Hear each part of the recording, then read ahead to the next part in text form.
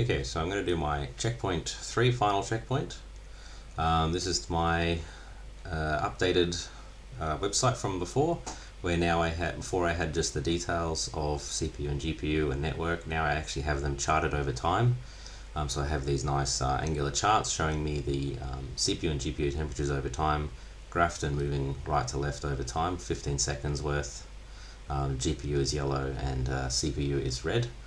Then I have the network traffic over time, so you can see some of the spikes. Receiving blue, red is transmission in kilobytes per second, and that's updating every half a second, so it's a bit more frequent than the CPU and GPU is being updated. This is some fixed data, so they don't really have interesting graphs, but I did have CPU usage. Doesn't change too much, but right now it's at 6%. That's being graphed and is updating over time, so if I give it some heavy load it may jump a little bit. And then the disk usage as a pie chart instead of a line chart, because this one is just showing me how much usage I've currently got on the Raspberry Pi. And then this little thing at the top is actually a bit interesting, because this is my first case of using not APIs, using REST technology. This one's using a WebSocket, which is a live connection to the Raspberry Pi, back and forth communication available. So I've actually got an LED connected to the Raspberry Pi, and it's reading live status of that pin status being on or off, and I can also toggle this to make it speed up or slow down.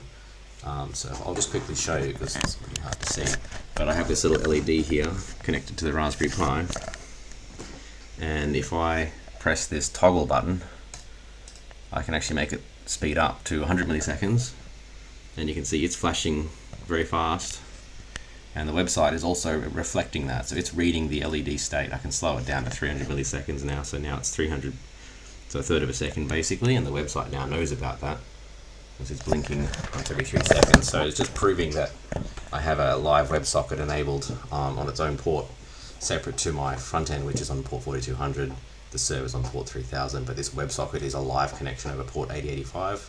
Continuous traffic back and forth has been enabled because of that. Which, yeah, that's pretty much it. I should probably also show you the code base. So this is the app.js, which is the Node.js server, where I've set up the new WebSocket. This is on port pin 17 on the Raspberry Pi, and I default it to start at 700 milliseconds flashing speed. The on-off command is triggered by just a 0-1 cycle by dividing by 2 every time I click the button, and then the start flashing, I should say, flashes by turning it on and off by dividing by 2.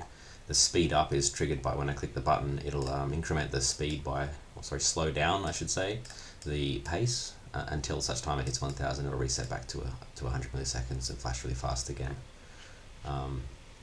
That's the front end is using this WebSocket service to send those messages, and there's all my little Angular components for the charts. I'm using the chart.js ng2 charts, the Angular 2 charts directive, and that's the one that's populating all of those labels and data. So I've got the disk usage one that's using the pie chart, the LED toggle, which is the fun one because that's using the WebSocket service. So when I initialize that, I have a subscription to the port. Where is it? I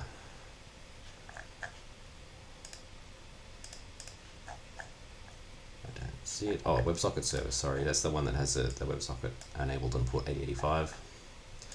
The LED toggle just sends the messages to that service, which is continually connected under this WebSocket of port 8085.